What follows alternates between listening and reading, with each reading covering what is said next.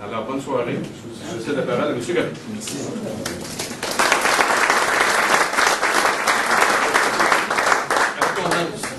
Est-ce que j'utilise le micro ou j'en ai pas besoin? Vous m'entendez? Hein? Oui. Vous m'entendez? Parfait, on va essayer de faire ça. Alors, premièrement, je m'excuse pour mon retard. J'arrive directement de Québec et puis il y a beaucoup de neige entre Québec et Montréal. J'ai des pneus encore de 4/16.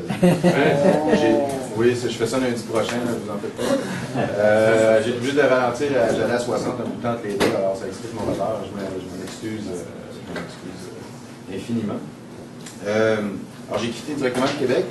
J'étais en réunion avec Mme Marois. J'ai dit, il faut que je quitte. J'ai une conférence à donner à Trois-Rivières. Ah oui, la SSJB, elle aurait dit, tu les salueras pour moi. Alors, considérez ça comme les salutations de Mme Marois. Par ailleurs, M. Duceppe m'a appelé aussi aujourd'hui. Je fais référence à la biographie de M. J'ai demandé, puis, est-ce que vous y allez à la mairie de Montréal? Il m'a dit 95% non, 5% oui. Moi, j'y ai parlé un petit peu, je pense qu'il est rendu à 10. Mais... Alors, ça, c'est les dernières nouvelles. Pour ce qui est de Daniel Breton, je vais vous en parler un peu plus tard. Ça fait partie de notre présentation. Mais sachez qu'il ne sera pas question de loyer et de trucs sur la place. Alors, j'ai fait une présentation il y a 10 jours. J'ai modifié un peu ma présentation. J'en ai fait quelques-unes. J'en ai fait une il y a 10 jours chez Jean-François Lisée, dans son comté. Pour faire un clin d'œil à Jean-François, j'ai modifié un petit peu l'ordonnancement, disons, des faits et des tableaux.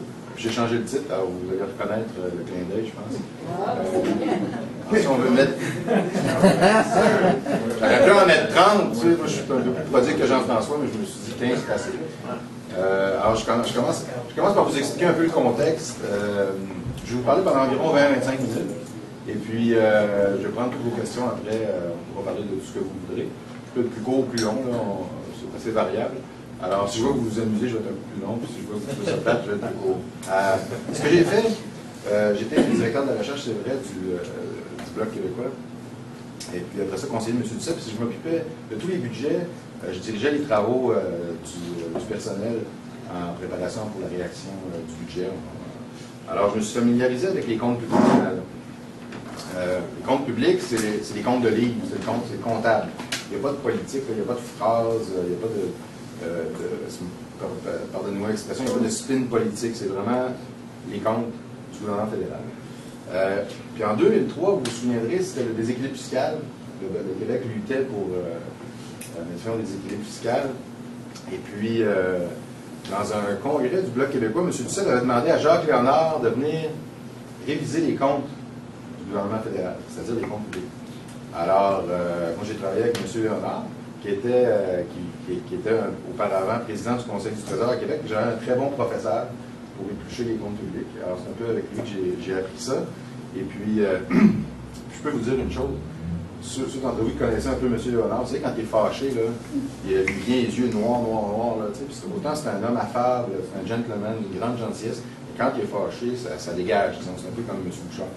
Et puis, quand il a vu les comptes fédéraux, quand il a vu les dépenses de la bureaucratie fédérale, lui qui venait de couper les budgets de ses collègues ministres à Québec avec le déficit zéro, en santé, en éducation, les services sociaux, tu sais, des choses importantes pour la population, quand il a vu l'argent qui était dépensé à Ottawa dans la bureaucratie, il est venu vraiment, vraiment fâché. Il a dit quelque chose, les maudits fédéralistes, les maudits fédéraux, ils se sont payés à la traite avec notre argent. Fait que moi, je l'ai noté, puis quand il a fait la conférence de presse, après, pour annoncer nos travaux, c'est exactement ce qu'il a dit. Mais c'était authentique. Il était vraiment, vraiment fâché de voir ça. Alors, j'étais un peu familier avec tout ça. J'avais fait des travaux avec M. Léonard, tout ça. Puis quand je me suis mis à mon compte, et puis soit dit en passant, j'ai jamais été au club 357. Quand on dit à mon compte, je travaillais dans le sous-sol chez nous à écrire, comme je le faisais auparavant. J'avais du temps, par contre. J'avais plus de temps que quand j'étais employé à temps plein avec M. Duceppe. Surtout que M. Duceppe était un homme assez exigeant. Alors là, j'avais le temps. J'ai épluché les comptes publics au lieu de le faire section par une section ou une autre ou un bout. J'ai tout épluché les comptes publics, ligne par ligne, par ligne, par ligne. Puis il n'y a pas d'instrument informatique qui me permettait de le faire autrement qu'à la main. Et de le refaire 3 fois, comme M. Hollande m'avait montré, pour être sûr que je ne me trompe pas. Alors, les chiffres que vous allez voir là-dedans, sauf indication contraire, c'est les comptes publics du Canada. Je j'étais content d'utiliser ça parce que les fédéralistes ne peuvent pas dire « ouais, il a inventé des chiffres, c'est les chiffres de M. Harper ». Ça part déjà, on contre un argument. Alors, je vais vous présenter les résultats. Est-ce que vous voyez bien? Oui. Dans la guerre, on ne se demande pas si les munitions sont payées, on les tire. Ça, c'est notre ami Jean Pelletier, l'ancien chef de cabinet de M. Chrétien, qui avait déclaré ça, un journaliste qui demandait « ouais, mais les commandites, vous n'avez pas honte d'avoir pris de l'argent public ?» Lui, il justifiait en disant « non, non, on était en guerre contre les séparatistes, contre le nationaliste québécois, les souverainistes. On avait des munitions, on les a tirées, puis on n'a pas regardé d'où ça venait. » C'est assez particulier, mais ça en dit long sur l'importance de l'argent dans le débat politique. Ça ne devrait pas être important, évidemment, mais c'est très important, parce qu'avec l'argent qu'on achète la publicité, c'est avec l'argent aussi qu'on peut coopter les gens, qu'on peut aussi en imposer à une population. Alors, Monsieur Pelletier était le dernier d'une longue lignée qui a commencé peut-être avec Catherine de Médicis, qui c'est une magnifique citation. On voit souvent le nerf de la guerre. Hein? Alors, ça provient de la citation de Mme de Médicis. On s'égorge capri d'argent et ce nerf de la guerre manque à tous ceux qui la font. C'est que c'était difficile à l'époque de faire la guerre, il fallait ramasser de l'argent, il y avait un système d'impôt comme maintenant, et puis les rois, les princes manquaient d'argent pour faire la guerre. Il semblerait que les libéraux fédéraux manquaient d'argent aussi pour nous faire la guerre à l'époque, c'est pour ça qu'ils ont triché avec les commandites pour gagner. Je vous dis ça parce que dans le débat au Québec sur la question nationale, quand on est souverainiste, sauf peut-être exception, mais quand on est souverainiste, c'est d'abord et avant tout une question d'identité, c'est une question de langue, c'est une question d'histoire, c'est pas des questions d'argent. Par exemple, les Albertains pourraient très bien se séparer. Ils ont l'argent, c'est un des pays les plus riches du monde, mais les Albertains se considèrent canadiens, leur identité, c'est l'identité canadienne. Nous, notre identité, c'est l'identité québécoise. Tous les sondages montrent que les Québécois se considèrent comme Québécois bien avant d'être Canadiens, etc. Puis, sur ce côté-là, on serait déjà souverain si c'était juste de ça. Mais il y a l'argument, le seul qui demeure du côté fédéraliste, c'est oui, mais c'est payant le fédéralisme pour le Québec. Qui va payer si on n'a plus la péréquation? Comment on va faire payer nos pensions de vieillesse? C'est un vieil argument des années 80 de M. Chrétien et autres. Alors, mon travail, moi, ça consiste à dire non, pas on fait la souveraineté parce que regardez, si on la faisait, on serait plus riche. Oui, peut-être sûrement, on serait plus riche parce qu'on mènerait nos propres affaires, mais c'est pas ça c'est pas ça la raison principale. Bien sûr, la raison principale, c'est une raison identitaire. Mais je pense que puis là-dessus, je suis d'accord avec bien des gens, comme même Jean-Martin Hossan et d'autres qui disent toute la même chose un peu, c'est que ce qui retient beaucoup de Québécois, c'est l'incertitude par rapport à l'argent. On n'aurait plus de péréquation, ça résume un peu le propos. Ça revient ces jours-ci dans les journaux, à cause de la Catalogne. Je ne sais pas si vous avez vu, il y a comme une offensive là, fédéraliste. Là. Le Québec, c'est pas comme la Catalogne. Martineau. Ah, puis pas juste Martineau, il y avait une lettre dans la presse, puis André Pratt, là, tu sais, c'est... Alors, le Québec, c'est pas comme la Catalogne, puis il y avait la lettre ouverte dans la presse où le gars disait « ouais, mais la Catalogne, les autres, ils se séparent pour des questions d'argent, pas pour des questions identitaires. Le Québec, c'est identitaire. » Voyons donc. Si les Catalans considéraient qu'ils étaient des Espagnols comme les autres, ils ne parleraient pas de se séparer. C'est bien entendu. Alors, l'argument, c'est que, ouais, mais les Catalans, ils ont les moyens, eux, ils envoient plus d'argent qu'ils en reçoivent. Nous, on reçoit plus d'argent qu'on envoie, donc on ne peut pas se séparer. Alors, c'est un peu simpliste, mais c'est l'argument qu'on a vu beaucoup circuler ces jours-ci. C'est complètement fou. Alors, bon, on les tire, ça, c'est M. Pelletier. Je ne sais pas si vous avez remarqué, il y a un de mes amis qui me faisait une joke, c'est pas moi qui dis ça, c'est un de mes amis qui me faisait une joke la semaine dernière, ou il y a 2 semaines.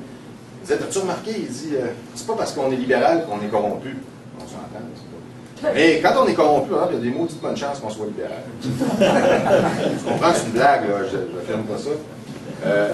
Mais les scandales politiques, si on recule à pas beaucoup d'années, tu sais, le scandale des commandites, ce que j'appelle corruption au Québec, vous allez reconnaître sûrement de quoi on parle, si vous suivez la commission qui a cours en ce moment. Les tricheries conservatrices sont moins connues. Bon, l'hypocrisie des néo-démocrates, c'est pour me faire plaisir. On va passer rapidement là-dessus. Ouais. Bon, je peux vous en parler si vous voulez. Vous me poserez des questions, ça me fait plaisir de répondre. Il y a un point commun dans ces 3 scandales-là qui sont très différents. Les tricheries conservatrices, c'est moins connu un peu, mais ils ont beaucoup triché sur ce qu'on appelle du in and out au Québec, c'est l'expression consacrée, c'est-à-dire que Ils mettent beaucoup d'argent dans quel comté pour les gagner, en contournant les règles, l'esprit puis la lettre de la loi électorale fédérale. Il y a les robocalls, vous avez entendu parler de ça aussi. Moi-même, j'ai reçu un appel de M. Duchesneau en parlant de robocall. On pouvait peser 1 sur 1 pour les financer, mais il n'y avait pas de 2 pour dire quelque chose. Il y a un point commun dans les trois. Ces trois partis-là, disons que c'est les partis fédéraux à Ottawa, le Parti libéral au Québec, et puis les conservateurs au Québec, ils n'ont pas d'assises politiques dans le Québec francophone. Pas beaucoup. Le dernier léger, le dernier sondage léger qui est sorti il y a quelques jours, samedi dernier dans le Devoir, si vous regardez comme il faut la démographie du sondage, s'il y avait eu des élections au Québec à ce moment-là, et vous enlevez l'électorat anglophone, il ne reste plus de Parti libéral du Québec. Sauf peut-être un comté en Mauricie. C'est-à-dire, je fais une blague, mais il n'en reste pratiquement pas. Le Parti libéral est en train de... Pourtant, il y a des racines très profondes, le Parti libéral au Québec, mais il est en train de perdre ses racines décennie après décennie dans le Québec francophone. Je n'ai pas besoin de vous parler longtemps des conservateurs. Il y a un fond bleu au Québec, mais il n'y a pas de racines conservatrices. Ce parti-là n'existe pas au Québec, pratiquement pas. Oui, non, mais il y a quelques poches, puis il y a quelques comtés, mais je veux dire, c'est pas des forces dominantes, politiquement au Québec.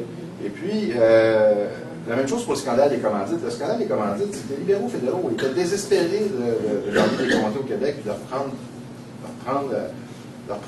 leur emprise. Et puis, ils n'étaient pas capables à cause de Mitch, j'imagine, à cause de 82, pour diverses raisons. Alors, ils ont essayé de compenser avec l'argent. C'est le point commun de tous ces scandales-là. C'est que quand on n'a plus d'emprise politique sur les idées, sur les aspirations de la population, on essaye de compenser avec l'argent, puis pour mettre beaucoup d'argent, souvent, il faut contourner les règles. Et puis, justement, de l'argent à Ottawa, il y en a beaucoup. C'est une chose qu'on ne réalise pas tout le temps. Mais si vous regardez votre paye, les impôts que vous payez, vous allez vous rendre compte que vous payez à peu près la moitié à Québec, la moitié à Ottawa. C'est sûr qu'on entend juste parler de l'argent qui est gaspillé à Québec. On n'entend pas beaucoup parler de l'argent à Ottawa. Pourtant, il y en a beaucoup. Et puis, il y a beaucoup plus de gaspillage bureaucratique. Je vais vous en faire la démonstration. En 2010, moi j'ai étudié les comptes publics 2010. Alors, les chiffres proviennent de 2010. Les Canadiens ont envoyé 8 000 $ par personne à Ottawa, bébé compris, comme je dis, pour une année. C'est énorme, hein? C'est l'argent aussi des compagnies, etc. Mais si on fait une moyenne per capita, par personne, c'est 8 000 $ par personne qu'on a envoyé à Ottawa. De 1998 à 2010, c'est la période que j'ai étudiée quand j'ai voulu faire des comparaisons, ça a augmenté de 130 milliards $. Ça a plus que doublé en 12 ans, les dépenses d'Ottawa. Et puis, sous Harper, qui est un conservateur jusqu'en 2010, à tout le moins, on se disait bah, ça va augmenter beaucoup moins, c'est un gestionnaire compétent, conservateur, il va tenir les dépenses, pas du tout, ça a augmenté de 32 en 4 ans, encore plus que sous les libéraux fédéraux. 32 en 4 ans, je ne sais pas si vous réalisez, c'est beaucoup d'argent. Alors, tout cet argent-là qu'on envoie à Ottawa, 274 milliards, c'est M. Harper, grosso modo, qui décide qu'est-ce qu'il fait avec. C'est lui qui décide. On envoie cet argent-là à M. Harper.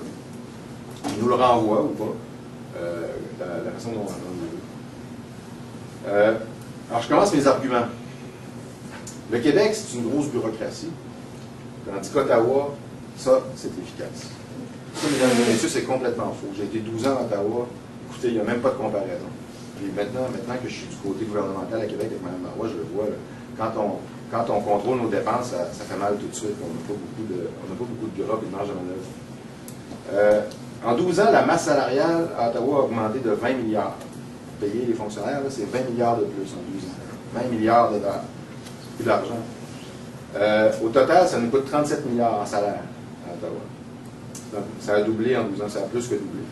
Et puis en 2010, il y avait 42 000 employés fédéraux qui gagnaient 100 000 $ et plus. 42 000. Je ne sais pas c'est quoi la population de Trois-Rivières, c'est plus que ça, mais ça fait une grosse partie, je pense, de 130 000. C'est comme si le tiers de la population ici gagnait 100 000 et plus. L'économie serait florissante. À Ottawa, l'économie va très vite. Donc, Bureaucratie pour bureaucratie, là, il n'y a aucune comparaison à Ottawa, la bureaucratie est beaucoup plus grande. Alors, j'ai repris un slogan cher aux conservateurs, Think Big. Regardez ça, là, c'est frappant. Moi, je trouve ça absolument frappant. Ça, c'est la hausse des dépenses en 12 ans, toujours en 12 ans, 98-2010. Ça, c'est les dépenses pour les consultants à Ottawa. Ça a augmenté de 120%. Ça, c'est ce que je vous montrais tantôt, la masse salariale, les fonctionnaires. Ça, c'est votre revenu moyen, l'augmentation de votre revenu moyen, le revenu moyen des familles au Canada. Ça se peut pas parce que c'est eux qui payent ça. Mais ça augmente beaucoup plus rapidement de ce côté-là que de ce côté-là. C'est pas soutenable. C'est incroyable, mais c'est les chiffres des comptes publics, c'est exactement ça. La bureaucratie fédérale augmente 5 fois plus rapidement que le revenu moyen des familles, de ceux qui payent les impôts pour payer ces salaires-là. Alors, quand on vous dira que la bureaucratie est plus grosse à Québec, puis que le Québec souverain, c'est une grosse bureaucratie, au contraire, on est beaucoup plus efficace. Je vais continuer à vous en faire la démonstration, à mesure qu'on avance. L'Ontario paye pour le Québec. Ça, c'est... je vais lire ça tous les jours, là, puis entendre ça tous les jours. C'est la radio parce que... Il y en a d'autres qui diraient le Québec, c'est le bébé gâté, puis l'Ontario, c'est le bon garçon. Écoutez, l'Ontario, ils ont des avantages absolument incroyables. Premièrement, ils ont le gouvernement fédéral qui est sur leur territoire. Ça, c'est des dizaines de milliers de jobs, beaucoup en haut de 100 000 $. C'est beaucoup d'argent qui circule dans l'économie. Ça aide beaucoup. C'est des dépenses en biens et services, énormes aussi. On parle de plusieurs milliards de dollars pour booster l'économie. Et puis, il y a les décisions fédérales. Vous aurez remarqué que les services financiers, c'est concentré à Toronto. C'est la même chose pour les transports. C'est très visible pour les transports aériens, mais c'est plus étendu que ça. C'est des décisions qui ont été prises par Ottawa de concentrer certains secteurs en Ontario. Comme je vous dis, donc, il y a les finances, il y a les transports, il y a le gouvernement qui est en Ontario. Et pourtant, ça c'est le résultat. Excusez-moi pour l'expression, c'est dans mon livre, c'est écrit comme ça, le droit d'honneur commercial de l'Ontario. Ça, c'est la balance commerciale entre les provinces. Le commerce entre les provinces. Alors, la grande barre bleue dans le milieu, là, ça, c'est un surplus commercial. C'est le surplus commercial de l'Ontario. Puis toutes les autres barres en dessous, les rouges puis la bleue, qui est le Québec, ça, c'est des déficits commerciaux. Autrement dit, le Canada, là, c'est des grands surplus commerciaux pour l'Ontario, puis des déficits pour toutes les autres provinces. C'est pas parce que toutes les autres provinces, les gens sont incompétents. C'est systémique. C'est un système qui est organisé comme ça. C'est un peu colonial. Tout l'argent est drainé vers l'Ontario, vers Toronto en particulier. Le surplus que vous voyez là, c'est 30 milliards de dollars. C'est pour un an seulement. C'est 30 milliards de dollars. C'est absolument énorme. Le Québec, pour vous donner une comparaison, touche environ 7 milliards de péréquation par année. C'est beaucoup moins que le 30 milliards. Puis c'est plus honorable, évidemment, aussi. Alors, vous voyez la péréquation ici par habitant. Le Québec est gros, fait qu'en volume, on reçoit beaucoup de péréquation. Mais si on regarde ça par habitant, on est loin d'être ceux qui reçoivent le plus de péréquation. Regardez, l'île du Prince-Édouard, c'est 2400. Puis le Québec, ici, c'est environ 600 $. Par habitant. Alors, on est loin d'être les bébés gâtés. Hop, là, je vais trop vite, là. Excusez-moi. Je vais finir sur l'Ontario. Je suis pas habitué, j'ai commencé juste il y a 10 jours, ça y est. L'Ontario, là, a le gouvernement fédéral sur son territoire, a un surplus commercial énorme année après année. Et puis pourtant, l'Ontario touche de la péréquation depuis 3 ans. 3 milliards cette année. Nous, on entend souvent dire que si on touche de la péréquation, c'est parce qu'on est bureaucrate, qu'on est paresseux, on ne travaille pas assez, on n'est pas bon économiquement, on est ici, on est ça, on s'auto-flagelle. Puis on reçoit de la péréquation année après année, après année, après année, fait qu'on n'est toujours pas bon. Mais là, les Ontariens sont bons, on nous dit depuis des décennies, faites comme les Ontariens, moins d'impôts, puis ça va bien aller, il faut gérer comme du monde. Là, les Ontariens touchent la péréquation. Est-ce que c'est parce qu'ils sont incompétents? Soudainement? Non, les mêmes commentateurs vont dire, ben non, c'est parce qu'il y a une crise, mais comment on peut avoir le gouvernement fédéral sur son territoire, faire des surplus de 30 milliards par année, puis réussir malgré tout à toucher de la péréquation, donc à être une des provinces pas riches? Ça ne tient pas debout. Ça tient pas debout. En fait, ceux qui sont pas bons, puis qui sont gâtés, c'est l'Ontario, c'est pas le Québec. Alors, je voulais vous dire ça, en passant.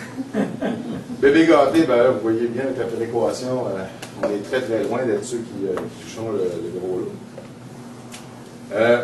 Le fédéralisme, c'est payant. La preuve, c'est la péréquation. C'est ce que je vous disais au début de l'entrée de jeu. On l'entend beaucoup ces jours-ci. Comme je vous disais, la péréquation, c'est environ 7 milliards. Au net, c'est beaucoup moins que ça. Au net, c'est 4 milliards. Parce que vous savez, la péréquation, c'est des impôts que tous les Canadiens envoient à Ottawa. Et puis, Ottawa envoie 16 milliards en péréquation. Du 16 milliards de péréquation, le Québec contribue environ 3 milliards et demi, parce qu'on paye des impôts à Ottawa. Alors, on reçoit 7 milliards et demi, moins 3 milliards et demi, ça fait 4 milliards. Grosso modo, cette année, c'est à peu près ça que ça donne. Les années antérieures aussi. Alors ça donne 1,2% du PIB du Québec, notre richesse globale. Ça, c'est ce qu'on reçoit d'Ottawa, c'est ce qui devrait nous faire rester dans le Canada, selon nos amis de la presse et d'autres médias. Alors que le surplus commercial de l'Ontario, c'est 5% du PIB. Bon, c'est quasiment 5 fois plus, c'est au moins 4 fois plus. C'est beaucoup plus payant, c'est beaucoup plus rentable économiquement. Alors moi, je vous soumets ceci. Quand on vous dira que le fédéralisme c'est payant, la preuve, c'est la péréquation. Dites à votre interlocuteur, ouais, mais si, depuis 30 ans, là, on reçoit de la péréquation, c'est parce que dans le Canada, le Québec ne réussit pas économiquement. C'est peut-être pas parce qu'on n'est pas bon. C'est peut-être que parce qu'on est dans le Canada, on est incapable de gérer nos propres affaires et de prendre des décisions en notre faveur. Si c'est parce qu'on est incompétent, l'Ontario est incompétent, mais là, on ne peut plus, tout le monde est incompétent. Tu sais. À Terre-Neuve, par exemple, maintenant, ils ne touchent plus de péréquation. Ils sont devenus compétents depuis quelques années. En fait, non, depuis quelques années, ils produisent du pétrole. Les Ontariens, on a vu tous les avantages qu'ils ont. Malgré tout, ils réussissent à toucher de la péréquation. Moi, je ne suis pas prêt à dire que les Ontariens sont incompétents et sont bébés gâtés. Je faisais des blagues tantôt. Il y a des raisons structurelles pour ça. Je peux vous en donner quelques-unes. Par exemple, il y a eu la crise en 2008. Ottawa verse 10 milliards pour l'industrie de l'auto en Ontario.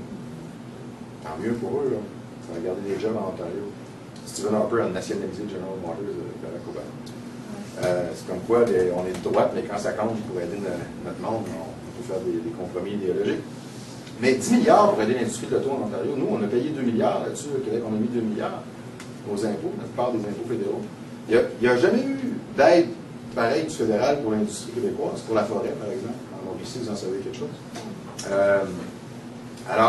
Peut-être que si depuis 30 ans, on gérait nos propres impôts, puis qu'on faisait des choix pour nos propres intérêts, on serait plus riche. En fait, c'est fort probable. La preuve, en fait, que le Canada est mal servi, que le Québec est mal servi dans la Fédération canadienne, c'est bien le fait qu'on touche de la péréquation année après année après année. C'est la preuve que toutes les bonnes décisions qu'on peut prendre, tout ce qu'on peut faire, finalement, ça ne suffit pas, parce que les décisions sont prises à Ottawa, pas toujours dans nos intérêts. Alors moi, je pense que le fédéralisme est un échec économique pour le Québec, puis la péréquation, c'en est la preuve. On nous dit aussi que le fédéralisme, c'est des économies d'échelle. En théorie, c'est vrai. Par exemple, on a le ministère des Affaires étrangères fédéral, puis bon, on a des ambassades pour tous les Canadiens, donc ça coûte moins cher que s'il y avait 2 séries d'ambassades, une pour les Canadiens et une pour les Québécois. Donc, en théorie, il y a des économies d'échelle, c'est vrai. Mais ça, c'est juste en théorie. En pratique, quand on épluche les comptes publics, qu'on fait des programmes des ministères un par un, je donne l'exemple des Autochtones, des affaires indiennes, comme on dit à Ottawa. Il y a seulement 9,2% de la population autochtone du Canada qui réside au Québec. Mais nous, on fournit à peu près 20% des dépenses fédérales, des impôts fédéraux. Donc, si on regardait les mêmes programmes pour les Autochtones dans un Québec souverain, on économiserait 591 millions, tout simplement parce qu'on a moins d'Autochtones. On donne les mêmes services, là, on fait exactement les mêmes programmes, on économise 591 millions. Plus que ça, les dépenses, j'ai regardé aussi les dépenses en biens et services de chaque ministère. Le ministère des Affaires indiennes, par exemple, de ses dépenses de biens et services, il y a seulement 3% qui sont effectués au Québec. Alors, les ministères, c'est gros, là, des ministères des Affaires indiennes, les ministères des Transports, des Travaux publics. À Ottawa, c'est énorme. Puis, en tout, il y a 1 milliard de dollars qui serait dépensé au Québec qui ne l'est pas. Si on était souverain, il y a 1 milliard de l'argent qu'on dépenserait qui serait dépensé au Québec qui ne l'est pas actuellement. 1 milliard de dollars là, par année, là. Ça fait carburer l'économie. Mais il y a pire que ça. Ça, c'est les économies comptables, des vraies économies qu'on ferait dans un Québec souverain, mais il y a la politique aussi. Il y a la politique, les décisions fédérales qui sont faites en fonction des intérêts du Canada, comme il se doit. Un Québec souverain va prendre des décisions en fonction de ses intérêts. Ça, c'est un scandale, mesdames et messieurs. Je vous raconte une petite anecdote. J'arrive au Bloc québécois en 98-99, puis il y a le débat sur les jeunes contrevenants. C'est pas nouveau. Puis je suis dans le comité, je suis un recherchiste là, puis je suis dans le comité, puis j'écoute. Puis là, il y a un député du NPD, social-démocrate, de gauche. des belles âmes. Il s'appelle Bill Blakey, un grand député, là, tu sais, vous entendez. Il vient des Prairies, dans le coin du Manitoba. Puis là, je dis, ouais, vociférer. Puis c'était le gars le plus law and order, là, puis il fallait mettre les jeunes en prison, puis à 10 ans, pas de problème. Tu sais, c'était surprenant pour un jeune naïf comme moi qui arrive de la NPD. C'est pas supposé faire ça, c'est supposé être les conservateurs, les réformistes dans le temps. Mais non, le pire, c'était Bill Blakey. Ils étaient tous d'accord, les libéraux, les néo-démocrates, les conservateurs, les réformistes à l'époque. Ils étaient tous d'accord pour mettre les jeunes en prison. Mais pas n'importe quel jeune. C'est parce qu'il y avait une demande politique dans les Prairies. Les Prairies ont un problème avec les Autochtones assez sévère. Les jeunes Autochtones sont en ville. À Winnipeg, à Sainte-Heure, c'est plat. Parce qu'ils sont intoxiqués, puis ils sont nombreux, ils sont agressifs. Les gens veulent que les Autochtones s'en aillent. Ils ne veulent pas que ce soit dans le centre-ville. C'est ça, on peut comprendre. Et la réaction, la politique canadienne, depuis 20 ans, c'est la répression. Ils répondent à ça, puis c'est la réponse facile, t'es mis en prison. Sauf que le taux de natalité des Autochtones dans les prairies canadiennes, il est 6 fois plus élevé que le nôtre, que le taux moyen au Canada. Fait que le problème, là, il se multiplie d'année en année. Ça coûte très, très cher. Nous, on en entend parler un peu ici parce qu'ils nous imposent des lois, puis là, il faut construire des prisons, tu sais. Dans leur dernier projet de loi omnibus, il y avait une mesure pour les voleurs de vaches, tu sais, qu'il y avait une peine automatique. Je n'ai pas connu beaucoup de voleurs de vaches. Je dois en avoir. Mais si vous pensez que ça nous coûte cher à nous de subir leurs lois, c'est-à-dire de construire des prisons et de les remplir, imaginez dans les prairies. Et puis, tant qu'on reste dans le Canada, nous, on finance cette politique-là. C'est une bombe à retardement. Ça va finir en drame, et financier et humain. Alors, vraiment, si on devient souverain, on fait des économies. Par exemple, avec le ministère des Affaires indiennes, vous verrez dans mon livre toutes les économies dans chaque ministère, si vous avez l'occasion de le lire. Il y a 2-3 ministères où on n'en fait pas des économies, où ça nous coûte de l'argent. Je vous en parlerai si vous voulez dans la question tantôt. Mais bref, il y a les économies qu'on ferait. Mais il y a surtout la politique. Il y a surtout la politique. Dans un Québec souverain, on pourra avoir une politique vis-à-vis des Autochtones qui est intelligente. En tout cas, je le souhaite. Mais c'est certain qu'on ne va pas se pitcher dans une politique à la canadienne de répression qui répond aux problèmes instantanément, mais à long terme, on se crée des problèmes énormes. C'est pour ça que j'appelle ça une bombe à retardement. Je demeure avec les affaires indiennes. Excusez-moi, je comprends. Le modèle albertain, donc. C'est les jeunes contrevenants, mais c'est aussi, en général, la justice. Quand je vous disais, on va pouvoir choisir nos politiques. Ici, vous avez le... Je vais dans le côté, je vais changer un peu. Ici, vous avez le résultat des politiques. Ça, c'est le taux de crime avec violence. Évidemment, quand il y a un meurtre à Trois-Rivières, on va faire la une du journal dans ce temps, puis la télé, puis tout, toujours un peu. Mais quand on regarde froidement les endroits les plus sécuritaires dans les Amériques, la place la plus sécuritaire dans toutes les Amériques, des fois, c'est l'île du Prince-Édouard. Des fois, c'est le Québec, on se partage le premier rang. On est l'endroit le moins violent dans toutes les Amériques. Du Chili jusqu'à dans le nord. Alors, ça, c'est des modèles. Alors, Ontario, c'est un peu comme le Québec, c'est un petit peu. Regardez la moyenne canadienne, regardez la Québec. C'est vraiment pas pareil, hein, on se comprend. Alors, ça, c'est le modèle dont on entend parler du Law and Order conservateur, inspiré des républicains américains. Je continue toujours là-dessus. Quand je vous parlais de la justice et des affaires indiennes, c'est lié. On est en train de financer un modèle en faillite. Ce qu'on sait, aux États-Unis, on a de l'expérience, on le sait. Le résultat, ça va coûter toujours de plus en plus cher. La société va devenir de plus en plus violente. Puis on ne règle rien. Alors, faire la souveraineté, c'est pas juste des économies financières, c'est aussi des politiques plus sensibles. Ah! Dans un Québec souverain, on serait pris avec le fisc québécois. Ça m'amuse beaucoup. Parce que c'est vrai que Revenu Québec, des fois, sont tough un peu. On s'entend, sont pas tous. Des fois, Revenu Canada sont un petit peu moins. Il faut être juste. Mais, moi, je prétends que les fédéralistes, il faut les démasquer là-dessus. Parce que qui dit au Québec qui est fédéraliste, ça veut dire qu'il veut avoir 2 systèmes d'impôts, 2 fiscs. Ça, moi, je trouve que ça n'a pas de bon sens. Un, c'est assez. Tu sais, qu'on dit un verre de lait, c'est bien, 2, c'est mieux, mais le fisc, c'est le contraire. Le fisc, c'est mieux. Mais blague à part, en plus du désagrément en moins, parce qu'on avait juste une déclaration d'impôt à faire, on pourrait avoir notre propre fiscalité. Il y a des économies à faire, hein, par ailleurs, en ayant juste une agence du revenu plutôt que deux. Parce que vous savez, on envoie chacun notre déclaration de revenus aux deux agences. C'est la même maudite déclaration. Puis ils traitent la même maudite déclaration, chacun de leur part. Quand on va faire la souveraineté, ben, il va en avoir juste une, ça va être la même. Ils n'ont pas besoin d'un fonctionnaire de plus. Il y a quelques détails, là, je peux vous en parler, mais en gros, là, on n'a pas besoin de deux bureaucrations, on a besoin de juste une. Il y a des économies de 666 millions. Ça, c'est des dépenses bureaucratiques qu'on aurait de moins à faire dans un Québec souverain. Mais il y a beaucoup d'autres avantages. Par exemple, la fiscalité. Dans le dernier budget de notre gouvernement à Québec, on a mis une mesure qui s'appelle, le nom n'est pas très beau, excusez-moi, c'est moi qui l'ai inventé, mais ça dit ce que ça dit. C'est un congé d'impôt pour investissement. Alors, s'il y a une compagnie qui vient en Mauricie, par exemple, dans le coin de Bécancour, puis qui fait un investissement de plus de 300 millions de dollars dans les 4 prochaines années, là, qui est en marche dans les 4 prochaines années, on lui donne 10 ans de congé d'impôt pour ce projet-là. Alors, c'est très, très, très intéressant. Imaginez, il y a déjà des compagnies qui pensent devancer leurs investissements pour profiter de cette mesure-là, pour qu'on accélère la croissance économique. C'est puissant, la fiscalité.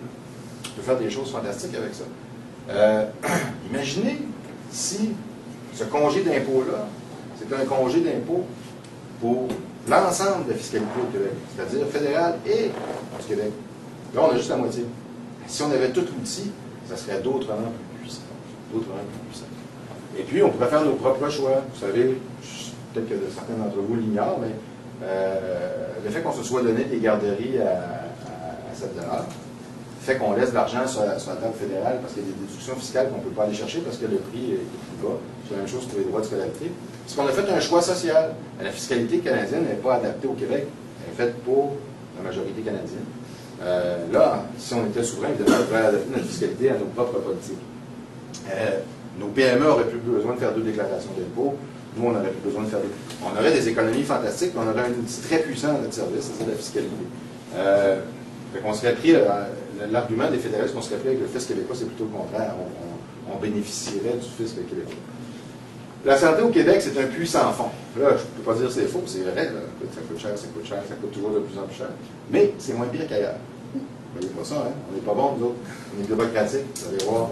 C'est pas mal moins pire qu'ailleurs. Oh, pareil. Ça, c'est fou, bref. Permettez.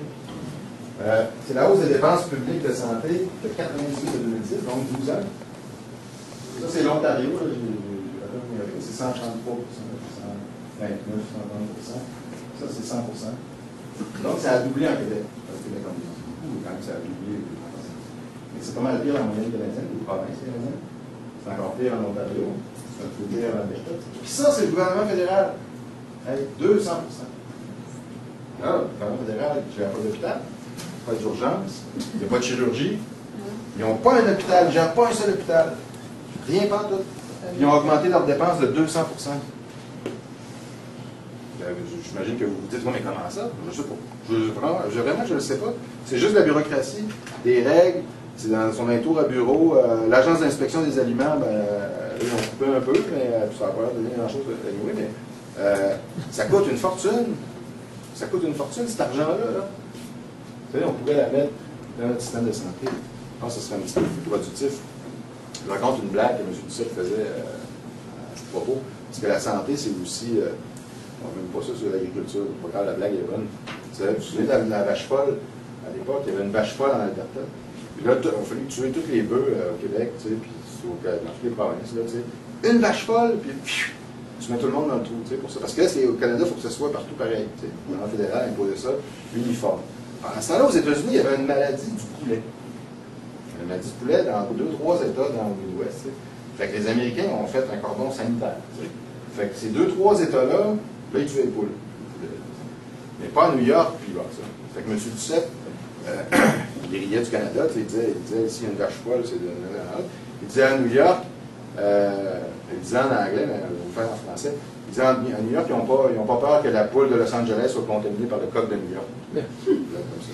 C'était meilleur en anglais, excusez-moi. Mais tout ça, c'est la bureaucratie. Donc, la santé, ça augmente plus vite partout au Canada, dans toutes les provinces, les dépenses publiques. Puis au fédéral, ça augmente 2 fois plus vite alors qu'ils n'ont pas un seul hôpital à gérer. Vous allez répondre ça. Harper, bon gestionnaire. Ça, c'est faux. Ça, c'est faux. Et c'est scandaleux. Je vous l'ai montré tantôt, 32 d'augmentation des dépenses jusqu'en 2010. Depuis ce temps-là, on entend parler qu'il coupe les dépenses. C'est pas faux. Vous savez ce qu'il fait? Il passe des commandes au ministère. Là, les hauts fonctionnaires prennent la commande, il faut que vous coupiez, mettons, de 8 Fait qu'eux autres, là, ils coupent de 8 partout, sauf à Ottawa. Je suis sûr qu'il y a des pertes d'emploi, moi, ici, les emplois fédéraux. Le directeur, ils ne font pas de discrimination tant que ce n'est pas dans leur tour à bureau à Ottawa. Mais au Québec, ils nous font mal un peu des fois. Ils nous torturent un peu, mais en gros, c'est systémique, ce système. Le directeur général à Ottawa, il a son équipe, ils sont tous essentiels pour lui. Donc, il coupe en dehors d'Ottawa. C'est un scandale qui n'est pas dénoncé souvent. Il devrait être plus souvent dénoncé parce que, vous voyez, les affaires les plus essentielles du gouvernement fédéral, à part les chèques qui sont envoyés, c'est en dehors d'Ottawa. Par exemple, à Québec, il y a un centre de sûreté maritime qui a été fermé. Québec. Donc maintenant, si vous avez un problème avec un bateau, Saint-Laurent, c'est Trenton ou Halifax. Vous avez besoin de parler anglais, mes amis. Oui. Là, ils viennent de décider de fermer l'Institut Maurice-Lamontagne, on peut arrêter de financer l'Institut Maurice-Lamontagne à Rimouski, d'économiser de l'argent, le gouvernement fédéral. C'est fabuleux, l'Institut Maurice-Lamontagne à Rimouski. C'est extraordinaire la recherche qui se fait là. C'est sûr que c'est des scientifiques, puis d'autres sont un peu inquiets des changements climatiques. Pendant ce temps-là, ils donnent des contrats de 23 milliards à la Nouvelle-Écosse pour construire des bateaux. C'est le centre de priorité bizarre de l'Europe. Un peu un bon gestionnaire. C'est la hausse des dépenses toujours sur 12 ans. Ça, c'est la bureaucratie du ministère de la Sécurité publique. C'est en pourcentage. 450 d'augmentation en 12 ans. Ça, c'est les douanes. 300 d'augmentation. Ça, c'est les services secrets. L'argent qu'on est capable de suivre, parce qu'il y a des... C'est la SCRS, en fait, le Service canadien de renseignement de sécurité.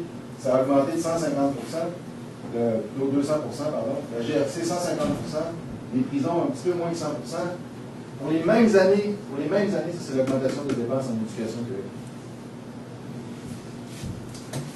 Je vais regarder ça un peu. Moi, j'ai une prétention, c'est que si on faisait la souveraineté, on en mettrait un petit peu moins là, on en mettrait un petit peu plus en éducation. C'est ma prétention.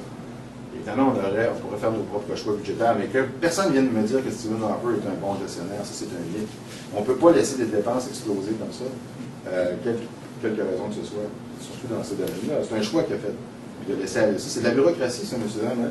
Je ne sais pas si vous vous sentez plus en sécurité depuis 10 ans. Moi, je ne pense pas. C'est des gens qui sont dans des bureaux à Ottawa. Ils ont fermé des douanes au Québec, là, à la frontière. Ils en ont fermé 2, 3. Il n'y a pas plus de sécurité là. Les services secrets, je ne sais pas qui c'est qui écoute, peut-être le PQ. La GRC, là, vous savez, la GRC, je n'ai rien contre la GRC, mais la GRC est presque absente du Québec. Le gros du travail de la GRC se fait en dehors du Québec et de l'Ontario. Nous, on a nos propres corps de police. En Ontario, c'est l'Ontario Police, Provincial Police. Ça, c'était chez au Québec, on a la Sûreté du Québec, mais ailleurs, c'est la GRC qui fait le job. Et puis, c'est ça qui augmente là, de 200 Quand je vous dis les prisons, ici, c'est le solliciteur général. Mais pendant cette période-là, il n'y a pas eu plus de prisonniers par habitant, là, dans les prisons fédérales. C'est juste la bureaucratie. Alors, bon gestionnaire, oubliez ça. L'indépendance, ça coûte cher. Ben non. Alors, moi, une fois que j'ai fait toute mon analyse des comptes publics, je vous répète, c'est des chiffres fédéraux, il y a un petit peu d'interprétation au niveau de l'allemand. Vous voulez vérifier. Pendant la souveraineté, on serait capable de faire des économies de 7,5 milliards sur la base de l'année 2010, juste en coupant dans les dépenses bureaucratiques. Dans mon analyse, je ne touche absolument aucun programme de transfert fédéral. C'est-à-dire tous les chèques qui arrivent au Québec, là, que ce soit pour les entreprises, les personnes, pensions, assurance emploi, tous les chèques, tous les transferts, je ne touche pas.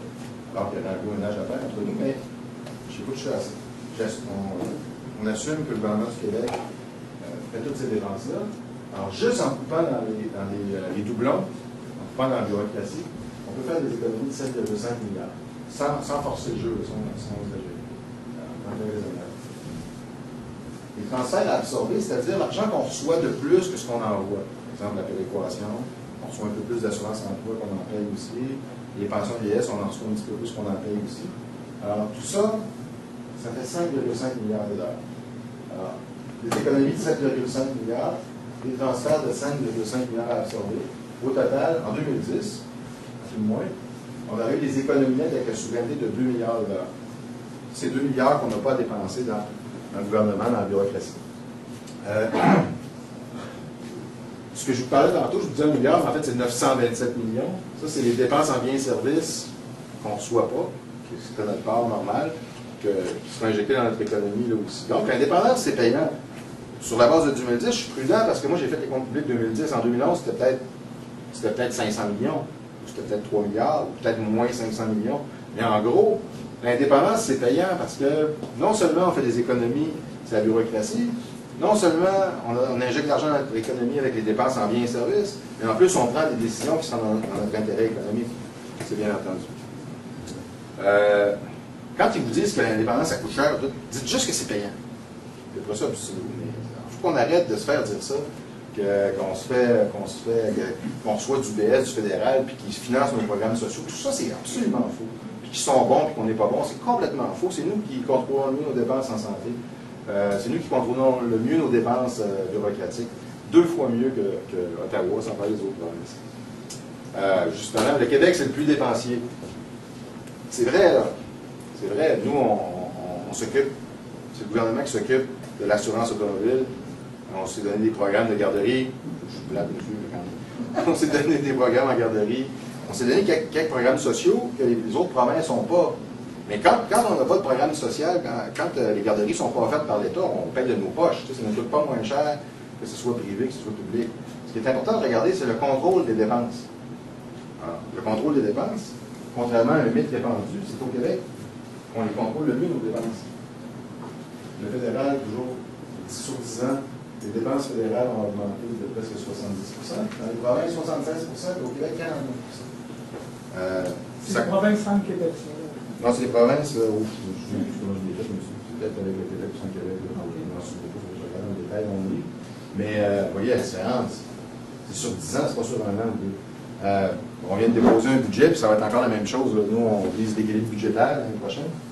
On va être la deuxième province, peut-être. Parmi les provinces, on va être les deuxièmes à atteindre l'équilibre, puis c'est en contrôlant les dépenses. Le Québec fait ça depuis longtemps. Fait qu'il ne faut pas se laisser dire ça non plus, qu'on est plus dépensé que les autres, c'est faux. C'est faux. On se donne plus de programmes sociaux, mais on contrôle beaucoup mieux nos coûts, puis on est beaucoup moins bureaucratique pour chaque programme que les autres provinces, puis surtout que le gouvernement fédéral. C'est pas des chiffres impressionnants, c'est les comptes publics, c'est pas. Alors, les gens disent Québec souverain, donc ça serait un État dépensier, ça serait un pays qui dépenserait beaucoup d'argent public. C'est faux. C'est faux. Et ici, j'ai pris le Québec, j'ai mis toutes les dépenses d'un Québec souverain, les dépenses qu'on a sur le modèle fédéral, les dépenses des villes et du gouvernement du Québec. Je l'ai mis sur le PIB, sur notre richesse globale. Ça, c'est les chiffres de l'OCDE. L'OCDE, c'est les pays riches, les pays européens, le Japon, Corée, États-Unis. Donc, on dépensait 42,5% de notre PIB sur les dépenses publiques. C'est plus élevé que les États-Unis, mais pas beaucoup. C'est plus bas que le Canada. C'est ce qu'on appelle quelque chose de contre-intuitif. On ne s'attend pas à ça. Soit que le Québec dépenserait plus que le Canada. C'est le Canada actuel avec le Québec. Sans le Québec, ça revient à peu près au même. Les États-Unis, c'est facile de comprendre. En fait, ils dépensent beaucoup moins pour leurs programmes sociaux, mais ils dépensent tellement pour les programmes militaires pour l'armée que ça affecte le Québec. Ce qu'ils ne mettent pas dans l'assurance maladie, ils mettent dans l'assurance militaire. Le Canada, là, je l'ai fait, j'ai les chiffres actuels du Canada, mais je peux vous dire que si on s'en va, ça va pas mal être plus élevé. Parce que là, ils vont avoir un problème, les autres, ils vont avoir une bien trop grosse bureaucratie pour la part de leur économie. Ils vont être obligés de faire vraiment un effort de rigueur budgétaire. Ils ne sont pas tant que ça obligés de faire en ce moment. Ça, c'est les dépenses. Okay? Suivez-moi bien, là, les dépenses. Ça, c'est les impôts. Québec, c'est les impôts les plus élevés, bien plus élevés que les États-Unis, plus élevés que le Canada, etc., etc. Donc, vous voyez ici, les États-Unis, c'est 30%. Autrement dit, 30% de la richesse est imposée aux États-Unis. Une ponction fiscale sur 30% seulement du PIB. Au Québec, c'est 37,6, disons 38. Au Canada, c'est un petit peu plus élevé. Ça, c'est le Québec souverain. Là. Moi, j'ai enlevé la bureaucratie. Là. On n'a pas besoin. Là. On n'a plus deux agences du revenu, on n'a plus deux ministères de l'Environnement, on n'a plus deux ministères des Finances, etc. Donc, regardez, le résultat, c'est qu'il y a moins d'impôts au Québec, au total, qu'au Canada, actuel. Il y en a moins qu'au Royaume-Uni. Il y en a moins qu'au Royaume-Uni, mon tableau est un peu en avant. Beaucoup moins que les pays européens en général. Là, il y a les États-Unis et le Japon. On va se concentrer sur les États-Unis. Je vous remontre l'autre tableau. Regardez, les États-Unis, là, 41,5. Ça, c'est le niveau de dépense. Ils dépensent 41,5. Mais, ils imposent juste 30,3. C'est vrai qu'ils ne payent pas beaucoup d'impôts en ce moment aux États-Unis. Mais ils ont un déficit absolument gigantesque. Énorme. Énorme. Vous le voyez dans le journal, là, hein, 1000 milliards de milliards de 1000 milliards de 1000 dollars. Fait que là, il y a un écart. C'est sûr qu'ils payent moins d'impôts, mais là, les déficits, c'est des impôts rapportés. Hein. À un moment donné, il faut les payer, on le sait, nous, personnellement. Fait que donc, je résume l'argument fédéraliste. Le Québec souverain, c'est des grosses dépenses, des gros impôts, puis des gros déficits. C'est complètement faux. Complètement faux. Regardez notre pays normal, notre beau Québec souverain.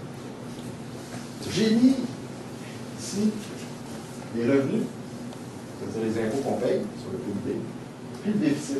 Vous voyez que le déficit est pas mal plus petit que bien d'autres pays. Juste à côté de nous, vous avez l'Angleterre qui font un déficit absolument colossal. Ils coupent partout. Ils ont coupé de 25% des dépenses de l'État depuis 2 ans. Il y avait un déficit qui pognait de 15% du PIB. Nous autres, si on avait un déficit de 15% du PIB, c'est 50 milliards. Là, on va faire 1,5 milliard. Énorme déficit. Le Canada, en ce moment, là, Harper, là, quand il va avoir fini là, ce déficit, là, juste le fédéral, il va avoir fait 200 milliards de dettes. Là.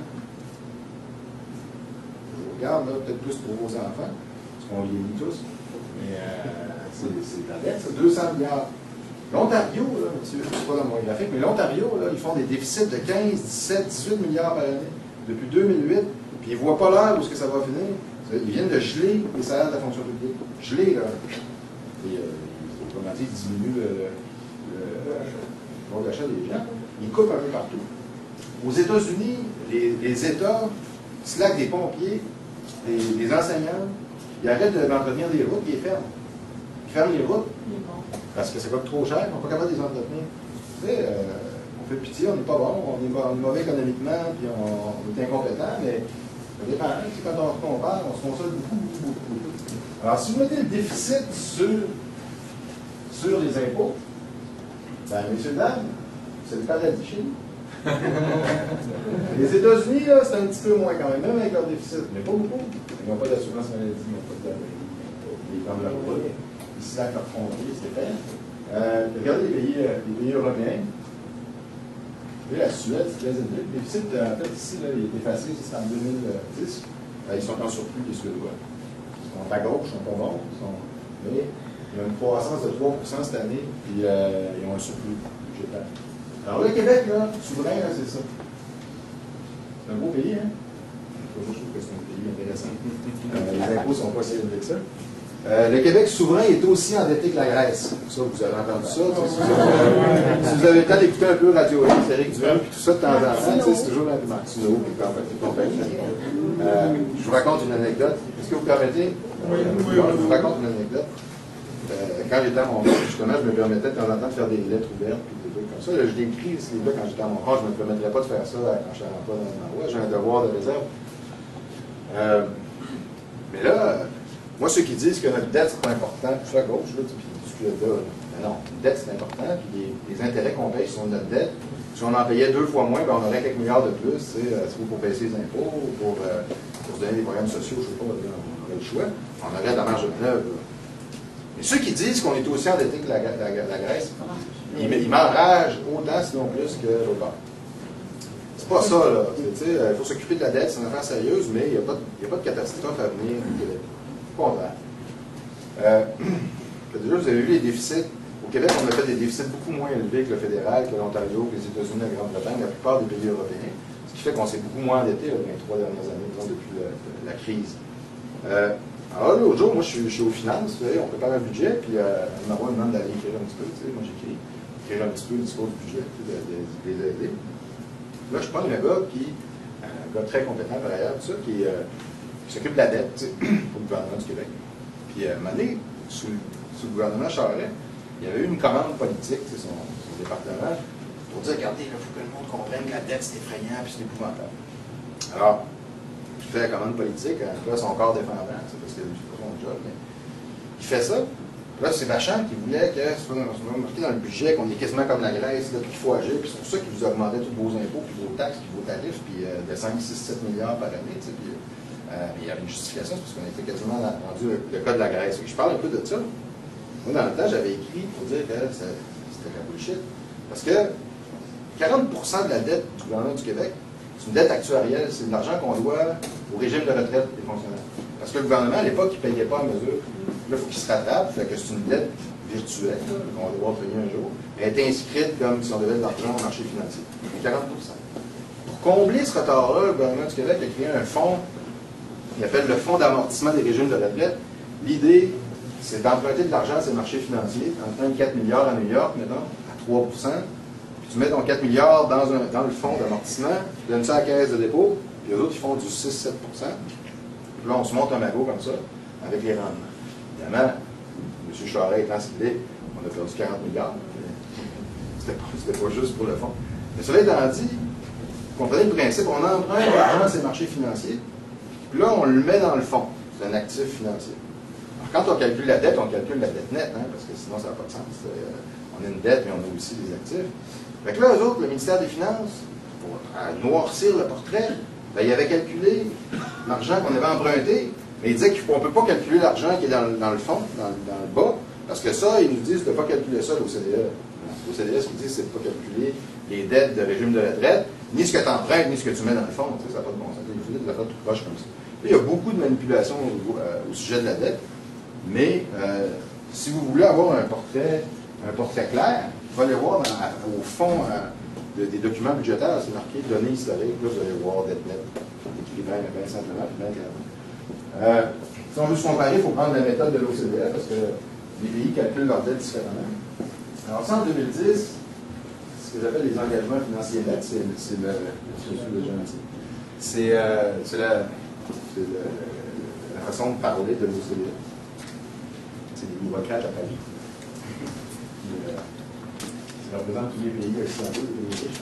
Alors, si on calcule la dette d'un Québec souverain, pas le Québec actuel, mais le Québec souverain, avec notre part de dette fédérale, les dettes des municipalités, et la dette du gouvernement du Québec, on se retrouve à la 11e place, en 2010, à 49,5% de notre PIB. En 2010, là, ça fait 2 ans presque. À l'époque, la Grèce était le 3e pays le plus endetté de l'OCDE, à 94,6%. Aujourd'hui, ils sont à 139%. Ouais. Ils sont à 139% parce qu'ils payent des taux d'intérêt de 7, 8, 9, 10%. Leur dette augmente. Mais c'est surtout leur PIB qui chute. L'économie est en train de s'écraser complètement. Ça joue. Là, si vous gagnez 100 000 par année, puis vous achetez une maison à 200 000, une hypothèque à payer, moi, je ne sais pas, de 900 $ par mois, c'est petit bout. Si vous gardez votre job à 100 000 puis vous tombez à 50 000, la même dette est un petit peu plus lourde à porter. C'est important aussi de voir la capacité de payer. Alors, c'est pour ça qu'on le met sur le PIB, on regarde la dette nette. Je finis là-dessus sur la dette, c'est un petit cours rapide, ça ceux qui veulent nous faire peur, puis dire qu'on n'est pas bon, puis nous écraser, puis dire c'est pas des il y a tellement de prix, sans le Canada, le Québec est foutu. Il aime ça utiliser la dette brute. Alors, ça, c'est l'exemple. Tu sais, il y a de la maison. Vous achetez une maison à 200 000, vous devez 200 000, le mot de dette. C'est sûr, vous avez une maison à côté, c'est moins pire, un peu, ça se fait. Alors, on a un exemple d'un pays. C'est fantastique. La Norvège. La Norvège, d'abord, ils ont pris une bonne décision en 1905, ils se sont séparés de la Suède. Je l'ai dit comme ça. Parce que c'était dans le même pays avant. Là, ils ont découvert du pétrole. Avant de découvrir du pétrole, ils s'étaient fait une économie diversifiée, un peu comme nous, à partir de M. Parizeau, M. Landry, qui ont diversifié notre économie. Là, ils ont découvert du pétrole. Ils ont décidé de ne pas toucher une scène des revenus du pétrole. Pas une scène. Ils ont autant d'hydroélectricité là-bas qu'ici, fait qu'ils ont de l'hydroélectricité. Comme ça, ils ne deviennent pas paresseux non plus. Il faut qu'ils continuent. Parce que tout l'argent du pétrole s'en va dans un fonds. Là, eux autres, ils ont une dette en Norvège. C'est ça, le fonds, c'est pas part. qui ont une dette, comme tout le pays, là, sont à 50% à peu près, comme le Québec, grosso modo. La personne dit que la Norvège va bientôt être la Grèce. Parce que la dette brute de la Norvège, c'est aussi impressionnant qu'il y a d'autres dettes. Et la dette nette, il n'y en a pas. Eux autres, ils ont 400 milliards dans leur fonds. Ils ont une dette d'environ 100 milliards. Ils ont 4 fois plus d'argent qu'ils ont de dette. Donc, la dette de 100 milliards est bien impressionnante, mais quand tu sais à côté qu'il y a 400 milliards, c'est pas mal moins impressionnant. Alors, c'est la même chose pour nous. La dette nette, en 2010, c'était 49,5% du PIB.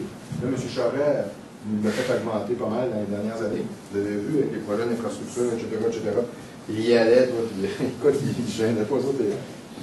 Il annonçait tous les projets, écoutez, c'est trop bon. On a découvert ça, tu sais, écoute, eux autres, là, ils annonçaient un hôpital, par exemple, on va agrandir l'hôpital d'Alma. Il allait à Alma, puis on va agrandir l'hôpital d'Alma. Après ça, ben, il allait à Malbaie. Puis on va agrandir l'hôpital de Malbaie. Là, une fois que tu arrives dans le coin de Trois-Rivières, à peu près, là, ben là, il annonçait de quoi Trois-Rivières, mais là, il enlevait Alma. Là, il avançait, puis là, il enlevait un autre. Là, il faisait une rotation comme ça. Alors, tout ce qu'ils ont annoncé, là, on a pour à peu près 15 ans.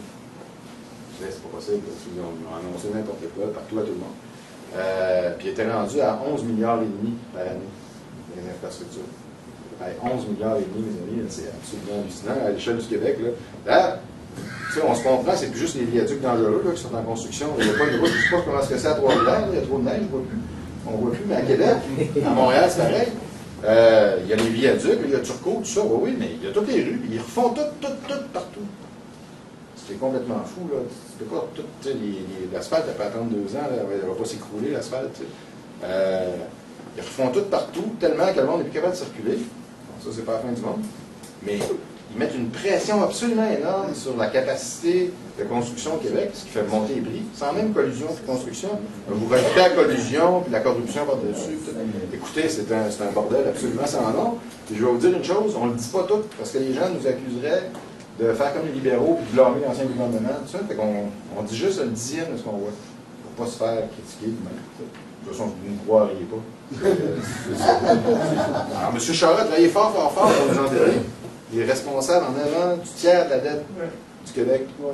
Mais malgré ça, on est quand même dans une situation relative intéressante. Parce que notre PIB n'a pas chuté, parce qu'on ne fait pas des gros déficits. On se sert quand même assez la ceinture. Mais les infrastructures, c'est de la dette pure. Hein, ça, c'est pas. Quand on atteint l'équilibre zéro, là, quand on n'a plus de déficit, on emprunte pareil le 10-11 milliards pour les infrastructures. On grossit notre dette, il faut que l'économie grossisse autant. Alors là, le plan, c'est de réduire ça sur le PIB d'ici 2020. On va y arriver. On a augmenté la taxe des boissons alcooliques. Je pourrais prendre le blanc, tout le gouvernement, si vous voulez. Je sais fâché un peu, mais il y a une bonne nouvelle là-dedans.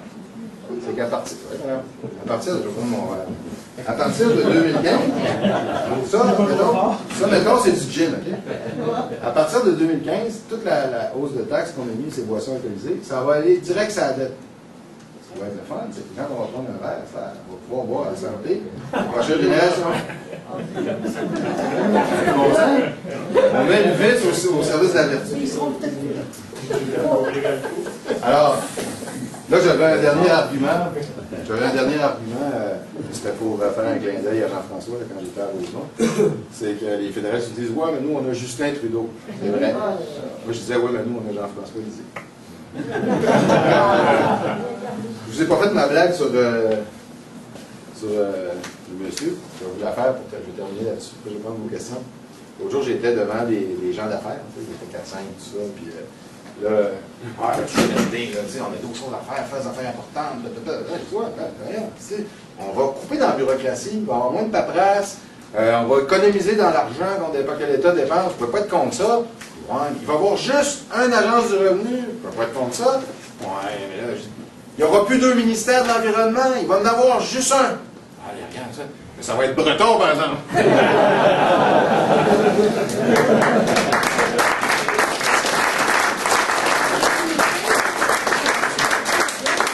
Le problème, c'est pas qu'il y a trop de gouvernements, c'est qu'il y a un gouvernement de joie.